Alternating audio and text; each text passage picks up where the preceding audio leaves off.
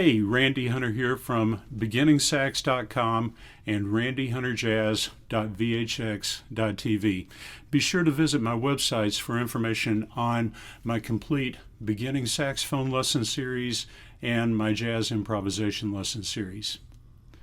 Now, in this video, I want to check out Jimmy Forrest lick on, this lick is from Jimmy Forrest solo on Bolo Blues. Now, Jimmy Forrest was just a fabulous blues tenor saxophone player, and he's one of these guys that you may or may not be familiar with. I know a lot of folks don't really know who Jimmy Forrest is compared to guys like Ben Webster and Coleman Hawkins and some of the other great players. But Jimmy Forrest was maybe the greatest blues tenor saxophone player that I can think of. One of my favorites anyway. Maybe, and this solo on Bolo Blues is probably my favorite blues tenor saxophone solo of all time. So you got to check it out. It's in E flat on the tenor saxophone. Now Jimmy Forrest, in case you're not familiar with Jimmy Forrest, he spent time playing with Duke Ellington. Probably his most famous tune was "Night Train," that was a number one tune on the Billboard charts for a while when it came out. And he even played with Count Basie some. I think he did "Night Train" with the Count Basie band at one point, and he even played with Miles Davis. But this solo on Bolo Blues is just spectacular. And I've got to thank a student of mine, an online student of mine, Peter. He transcribed this whole solo about a year or so ago, and we went through it in his lessons.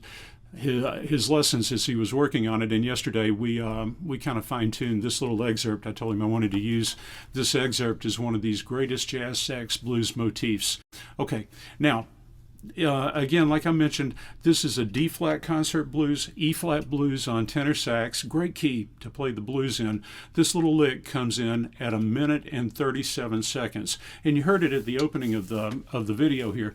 But he starts like up on that high D-flat, and he starts with a bend going into the D-flat and a growl. Now, as he comes down the line, he kind of comes out of the growl and aims towards the G, which is the third of the key, but he's kind of scooping into it. So he likes to play what I call an F-sharp G. It's not really a complete G. I don't think he's kind of like squeezing on that F-sharp key.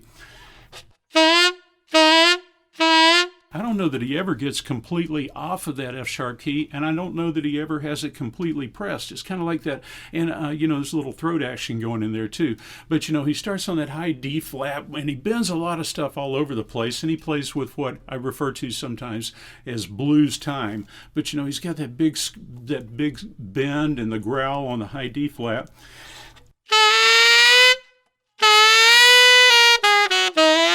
And he's scooping into that G. You might hear a little short note, a little bit of separation on the high C up there.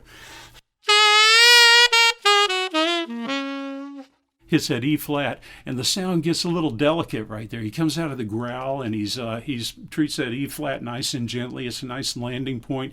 There's some vibrato on that E flat, and then he answers that. So this is classic call and response or question and answer kind of thing. So he's played our opening lick.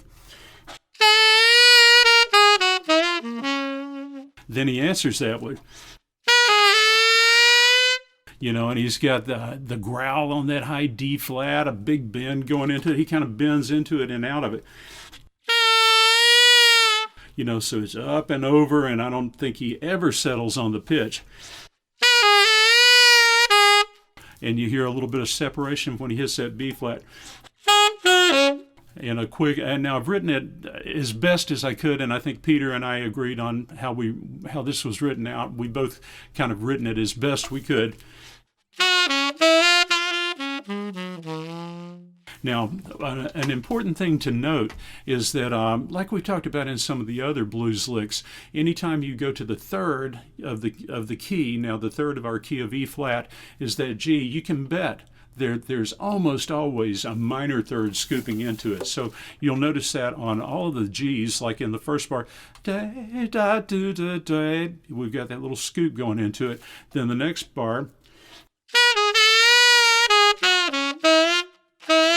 F sharp G. It's almost really like one note. I've written it as two notes in the transcribed lick here, but it's almost like one note. And there, the last note is kind of a scoop going into the G. I wrote it as an F sharp grace note because I do hear the F sharp there, but it does kind of scoop into it. And you'll have to listen to how he puts some short notes in there and the articulation.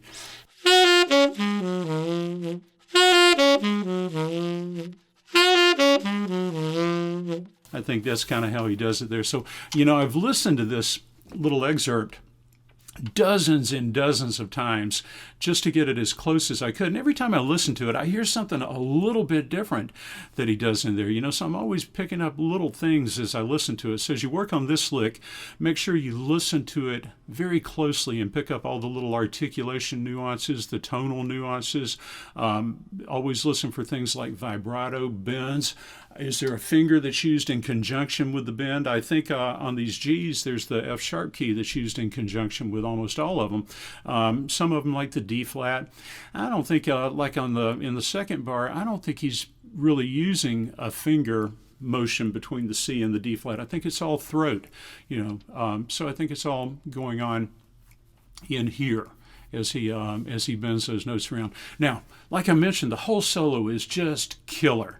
So you got to be sure to check out the whole solo, and maybe transcribe it, but listen to it. And one of my favorite things to do when I'm listening to these solos is slow them down so I can hear the nuance in the articulation and other things. So you've got your slow down function on YouTube that you can use to slow it down. So be sure to slow down sections of the solo and really listen to them and see if you can figure out what's going on those sections, some of those favorite sections that you might run into as you go along. All right, so listen to the lick one more time.